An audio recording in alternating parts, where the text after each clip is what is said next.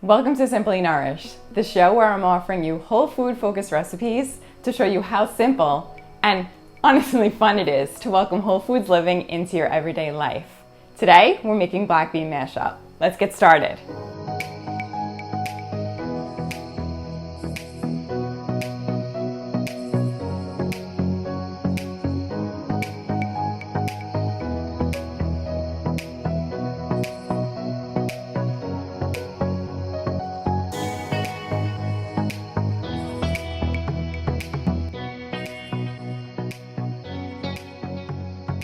So the first thing you're going to want to do is turn on your stove. It's the most important thing, right? To make sure that we have a nice warmed pan.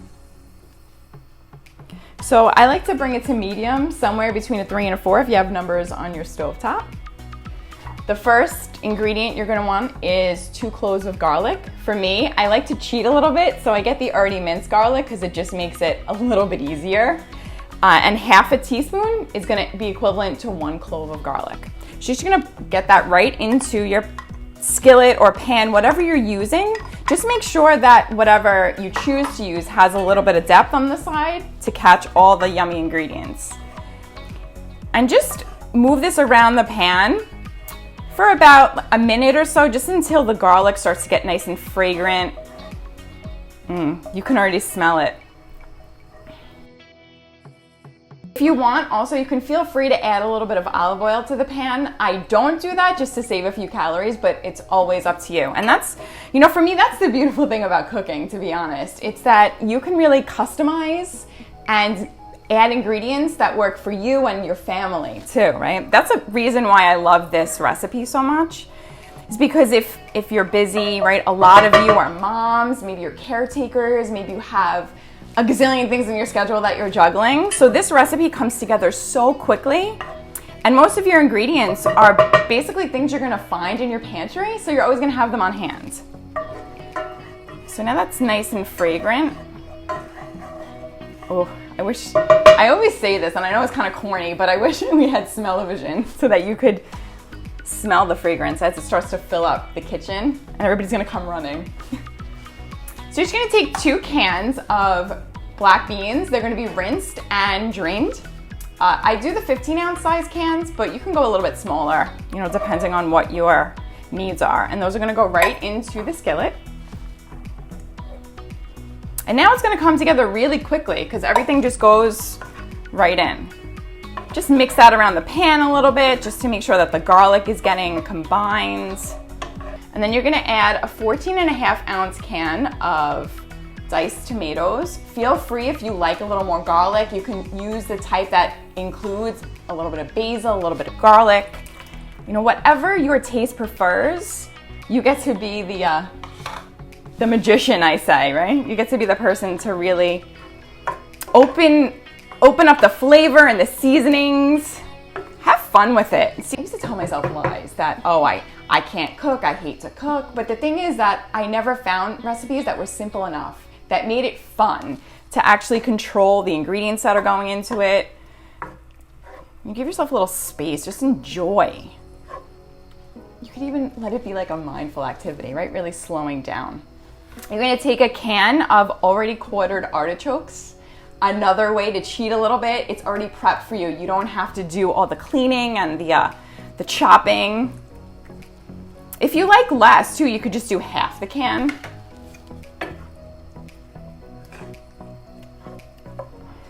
Just mix everything around, let it get well combined.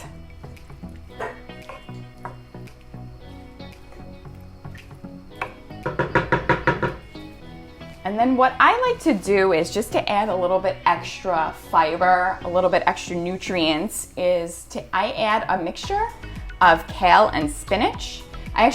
Another great cheat is that I use frozen vegetables very often in my cooking because it's cost effective. You don't have to worry about your produce going bad, and that's another way that you can have these ingredients on hand all the time. I always have frozen vegetables in my freezer. And then what I do too is a lot of times I'll defrost it and throw it right into the fridge so it's ready to go. So there's not extra time that you have to wait for it to come up to temperature. So now we're just gonna let this, I'm actually gonna raise the heat a little bit and bring this to just before boil. So let that heat up. You see the flying kale too? It doesn't want to stay in the pan.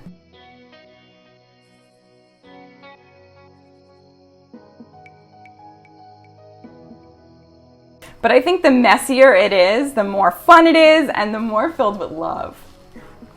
And that's the secret ingredient in any recipe. Right? I feel like if you ever make like chocolate chip cookies for your family or anything like that, it's always filled with love. And then you're just gonna add a little bit of seasoning. So I do a teaspoon of an Italian blend seasoning, but feel free to use anything that you like. You can add in, you know, your salt and pepper, all that, and just throw it right over the top. Mix that a little bit more. I like to serve this recipe on top of any type of complex carb. It's still whole food focused. You could feel free to serve it over pasta. You could use a chickpea pasta to add a little bit more fiber, a little bit more of a whole food. You could also serve it over polenta, which my cousin's daughter actually recommended that we do a polenta because she said, you know, it's another way to bring in whole food, you know, a way to really fill your belly. You could even serve this over zucchini noodles, zoodles, if that's what you call it. You could serve it over sweet potato noodles. Also, cauliflower rice. You know, the possibilities are really endless with this recipe. We're gonna let this come up to just before boil and just let everything get heated through. If you want it to be, I'm gonna tilt the pan right here so that you could see how there's a little bit of sauce on the bottom. It gets nice so that could coat, you know, whatever carbohydrate you choose to serve it over, or you could serve it without one. You know, it's really up to you. If you want it to be a little bit saucier, you can add a cup of vegetable stock. If you're doing vegetarian, you could also add a little bit of chicken stock if you're not vegetarian, and you want to just add a little bit more flavor to the mixture. And there it goes, it's right before boiling. And believe it or not, that's it. It's done. So how long did that take? Maybe 10 minutes and dinner's ready to be on the table. You know, if you have the kids coming in and out, maybe you need to serve it in between school and soccer practice. Maybe, you know, you just want a nice easy meal for you and your partner. So great, because you could even take the leftovers for lunch. I love to do that for my husband because he said to me, he's like, oh, I'm always ordering at work. So this is a great way to, you know, support your family, support anybody who's trying to work whole foods into their lives. So that's it, black bean mashup served over brown rice. I hope that you enjoy it as much as I do, and I hope that you found that another wonderful way to nourish your soul. I'll see you guys next time. Bye.